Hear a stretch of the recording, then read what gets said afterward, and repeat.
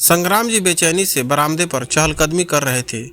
उनके इकलौते बेटे की बातें रह रहकर उनके खून के उबालों को और भी बढ़ा रही थी। लगभग साल भर पहले विभोर का विवाह उसकी माँ यशोदा जी की सहेली की बेटी प्राची से तय हुआ था। प्राची का परिवार बहुत ही संपन्न था। प्राची के पिताजी मसाले के व्यापारी थे, इसीलिए उनकी आर्थिक स्थिति संग्राम जी के परिवार से अधिक सुदृढ़ थी। चूंकि प्राची अपने माता पिता की इकलौती संतान थी, इसीलिए संग्राम जी भी बहुत खुश थे कि आगे चलकर प्राची की सारी धन संपत्ति उनके यहाँ ही आने वाली है। प्राची और विभोर की सगाई हो गई थी और 2 महीने बाद की शादी की तारीख निकली थी। शादी की तैयारियां बहुत धूमधाम से चल रही थी। प्राची और विभोर भी बहुत खुश थे और अपनी आने वाली जिंदगी को लेकर बहुत उत्साहित भी थे। लेकिन किस्मत को शायद कुछ और ही मंजूर था। एक दिन अचानक हार्ट अटैक के कारण यशोदा जी की मृत्यु हो गई। दोनों परिवारों में मातम का सन्नाटा पसर गया। ऐसी स्थिति में विवाह कैसे हो सकता था, इसीलिए विवाह की तारीख आगे बढ़ा दी गई थी। इसी बीच में आर्थिक मंदी आई और प्राची के पिता को व्यापार में बहुत बड़ा नुकसान हो गया, जिसके कारण उनकी सारी संपत्ति उनके हाथों से चली गई। उन्होंने लोन लिया हुआ था, जिसे चुकाने के लिए उन्हें अपनी दुकान बेचनी पड़ी। उनका घर भी किस्तों पर चल रहा था, जिस पर बैंक वालों ने कब्जा कर लिया। अब वो एक छोटे से किराए के मकान में रहने को मजबूर हो गए थे। ऐसी परिस्थिति में संग्राम जी प्राची और विभोर का रिश्ता तोड़ने पर उतारू हो गए थे। लेकिन विभोर ने भी स्पष्ट कर दिया था कि वह शादी करेगा तो केवल प्राची से ही करेगा। आखिर वादे की भी कोई कीमत होती है और उसकी माँ की भी आखिरी इच्छा यही थी कि प्राची और विभोर जल्दी से शादी कर ले। विभोर को पिता की इस सोच पर हैरानी हो रही थी कि वह केवल रुपए पैसों के लालच में प्राची के परिवार से रिश्ता जोड़ रहे थे। विभोर अपने उसूलों का बड़ा पक्का इंसान था, इसीलिए उसने तय कर लिया था कि वो प्राची से ही विवाह करेगा। और बस बेटे की इसी बात को सुनकर संग्राम जी बेचैन हो उठे थे। उन्होंने तो सोचा था कि प्राची से रिश्ता तोड़कर वह दूसरे किसी अमीर परिवार की लड़की को अपनी बहू बनाएंगे, ताकि उन्हें दहेज में ढेर सारा माल मिल सके। लेकिन विभोर था कि उनके सारे अरमानों पर पानी फेरने पर तुला हुआ था। संग्राम जी ने बहुत कोशिश की कि यह रिश्ता टूट जाए, लेकिन विभोर अपनी जीत पर अड़ा रहा और आखिरकार एक सीधे साधे समारोह में प्राची को अपनी दुल्हन बनाकर ले ही आया। इकलौते बेटी की मर्जी के आगे संग्राम जी कुछ बोल नहीं पाए। वह मन महसूस कर रह जाते थे, लेकिन मन ही मन उन्होंने सोच लिया था कि कुछ भी करके वह प्राची को विभोर की जिंदगी से निकाल कर बाहर फेंक देंगे और विभोर की दूसरी शादी करवाएंगे, फिर चाहे इसके लिए उन्हें किसी भी हद तक जाना पड़े। प्राची अपने ससुर जी के गलत इरादों से अनजान थी। उसे पता भी नहीं था कि भविष्य में उसके साथ क्या होने वाला है। वह तो दिल से अपने ससुर जी की सेवा करने में लगी हुई थी।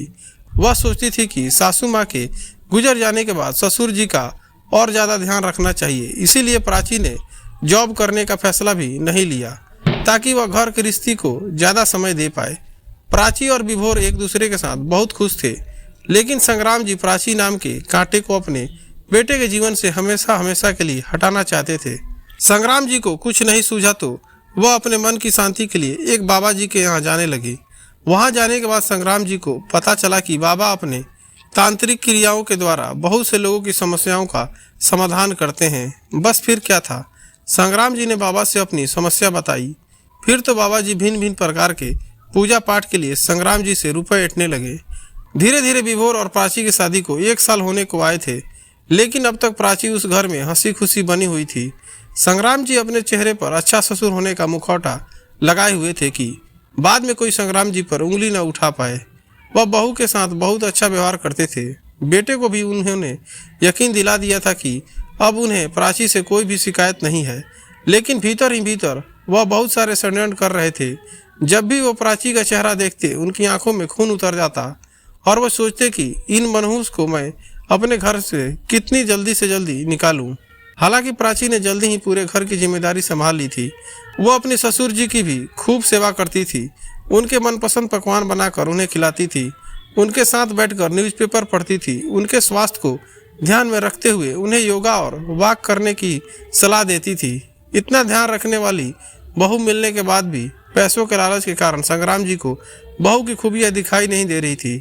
एक दिन संग्राम जी बहुत बेचैन थे, तो वो अकेले में बाबा के सामने रोने लगे और कहने लगे कि मुझे मेरी बहू से छुटकारा पाने के लिए कुछ ऐसा उपाय बताइए जो कि एकदम पक्का हो। आप इतने दिनों से पूजा अनुष्ठान करवा रहे हैं लेकिन उसको कोई लाभ नहीं हो रहा है। बाबा ने संग्राम जी को एक पुड़िया दी और कहने लगे कि इसे अपने बहू के दूध में मिला देना, फिर देखना वो हमेशा के लिए गहरी नींद में चली जाएगी और तुम्हारे रास्ते से हमेशा हमेशा के लिए हट जाएगी। संग्राम जी बड़े प्रसन्न हुए और खुशी खुशी अपने घर पहुंचे, लेकिन उन्हें अपने काम को अंजाम देने का अवसर नहीं मिल पा रहा था। एक दिन विभोर ऑफिस से घर आया तो उसने बताया कि उसे ऑफिस के काम से एक सप्ताह के लिए दूसरे शहर में जाना है। यह बात सुनते ही संग्राम जी की आंखें खुशी से चमकने लगी और वह सोचने लगे कि बस यही तो मौका है जब मुझे बहू को रास्ते से हटा देना चाहिए। विभोर भी घर में नहीं होगा प्राची की मदद करने के लिए, इससे अच्छा मौका और क्या हो सकता है। यह सोचकर वो मन ही मन बहुत खुश हुए।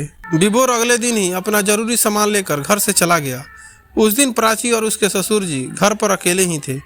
प्राची रोज की तरह घर के कामों में लगी हुई थी। रात को भी उसने जल्दी से डिनर बनाकर अपने ससुर जी को दे दिया था और खाना खाकर कुछ देर छत पर टहलने के लिए चली गई थी।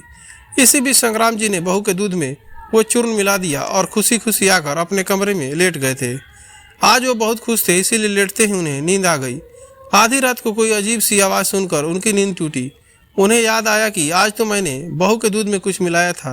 वह खुशी खुशी बहू के कमरे की ओर बढ़ने लगे कि देखते हैं कि दूध ने अपना असर दिखाया है या नहीं। वो दबे पांव चलते हुए बहू के कमरे के बाहर पहुंचे। जब ससुर जी आधी रात को बहू के कमरे के पास पहुंचे तो कमरे के भीतर का दृश्य देखकर उनकी आंखें फटी की फटी रह गई।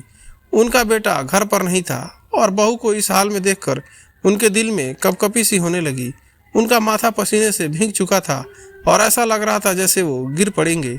उन्होंने सहारे के लिए दीवार पकड़ लिया। उनके पैर जैसे जम से गए थे। उनके मुंह से आवाज़ भी नहीं निकल पा रही थी। अंदर का नज़ारा इतना भयावह था कि उन्होंने ज़बरदस्ती अपनी आंखें बंद कर ली थी। पूरे घर में जलने की बदबू आ रही थी और बहू के कमरे में धुआं ही धुआं था। प्राची सफ़ेद साड़ी पहने हुई थी। उसके लंबे काले बिखरे बाल हवा में लहरा रहे थे। उसकी आंखें एकदम लाल अंगारों सी चमक रही थी। संग्राम जी बदहवास सी हालत में वहां से भागने लगे और अपने कमरे को उन्होंने भीतर से बंद कर लिया। वो हाथ जोड़कर कुछ मंत्र बुदबुदाने लगे। अगले ही पल उन्हें बाबा जी का ध्यान आया। वो इधर उधर अपना मोबाइल ढूंढने लगे। मोबाइल बिस्तर पर ही पड़ा हुआ था। उन्होंने कांपते हाथों से मोबाइल उठाया कि तभी झटके के साथ कमरे का दरवाज़ा खुल गया। भय के मारे वो थर थर कांपने लगे। प्राची चुड़ैल की भांति हठहास करती हुई आगे बढ़ने लगी। उसका सफ़ेद चेहरा देखकर ऐसा लग रहा था जैसे उसके शरीर में रक्त की एक बूंद भी नहीं है। संग्राम जी ने कांपते हुए स्वर में कहा, मुझे कुछ मत करना, मुझे जाने दो। प्राची हंसते हुए बोली, कितने अफसोस की बात है, इतना बड़ा गुनाह करने के बाद भी आप सोच रहे हैं कि मैं आपको माफ़ कर दूंगी, तो ये कभी नहीं होगा। संग्राम जी का पूरा शरीर सूखे पत्ते की तरह कांप रहा था। वो हकलाते हुए बोले, मुझसे गलती हो गई। मैं मानता हूँ कि मैंने तुमसे छुटकारा पाने के लिए तुम्हारे दूध में जहर मिलाया था। मैं अपनी गलती मानता हूँ। तुम यहाँ से चली जाओ, मेरा पीछा छोड़ दो, नहीं तो मैं बाबा जी से कहकर तुम्हें वश में करवा लूँगा। वो बहुत सिद्ध पुरुष हैं, उन्होंने तुम जैसे ना जाने कितनों को काबू में किया होगा। तभी विभोर ने पुलिस के साथ कमरे में प्रवेश किया। विभोर को देखते ही संग्राम जी भागते हुए बेटे से लिपट गए। प्राची अभी भी वहीं खड़ी थी। विभोर ने पिता को झटके से दूर करते हुए कहा, हटिए आप, अब मेरे पास क्यों आ रहे हैं? अपनी बहू के साथ इतना घिनौना कृत्य करते हुए आपको शर्म नहीं आई? संग्राम जी अवाक होकर बेटे का मुंह देखने लगे। विभोर ने तिरस्कारपूर्ण स्वर में कहा, मुझे खुद को आपका बेटा कहते हुए शर्म आती है। छी, आज मैं एक अपराधी का बेटा बन चुका हूँ। वो तो एक दिन संयोगवश मैंने आपको बाबा जी से फ़ोन पर बात करते हुए सुन लिया और मुझे आपके षड्यंत्र के बारे में सब पता चल गया। तभी मैंने प्राची और मेरे इंस्पेक्टर दोस्त के साथ मिलकर ये सारा प्लान बनाया ताकि आपको रंगे हाथों पकड़ा जा सके। संग्राम जी हक्के बक्के होकर बेटे की बातें सुन रहे थे। विभोर ने आगे कहा, प्राची ने वो जहरीला दूध पिया ही नहीं था, ये तो बस आपको डराने के लिए एक्टिंग कर रही थी। सच्चाई सुनते ही संग्राम जी ने सिर झुका लिया। पुलिस ने उन्हें अरेस्ट कर लिया और विभोर ने पिता की ओर से घृणा से मुंह फेर लिया। संग्राम जी ने लालच में वशीभूत होकर बहुत बड़ा गुनाह कर दिया था। विभोर ने एक अपराधी को सलाखों के पीछे पहुंचाकर ये सिद्ध कर दिया था कि न्याय अन्याय की परिभाषा खून के रिश्तों से कहीं आगे होती है। तो दोस्तों, आपको ये कहानी कैसी लगी हमें कमेंट करके जरूर बताना। आपका बहुत बहुत धन्यवाद।